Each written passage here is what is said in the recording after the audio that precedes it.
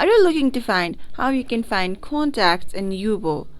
Launched in 2015, this social network for teenagers specifically has been a savior who are tired of using the traditional social networks, hooked by the likes and follows. Hello everyone, welcome to How to Guide. In today's guide, we're gonna see how we can find contacts in Yubo.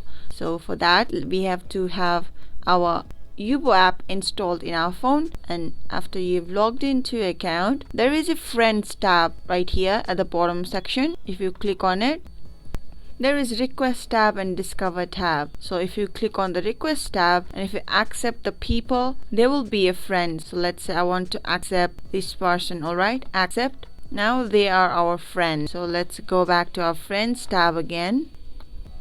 If you want to accept more people, you can do so in here, and if you want to discover new people and add them as friend, you can do so in Discover New People, either here or in this tab. You can go to their profile, and if you want to add them, just click on this plus sign and the person will be added as a friend.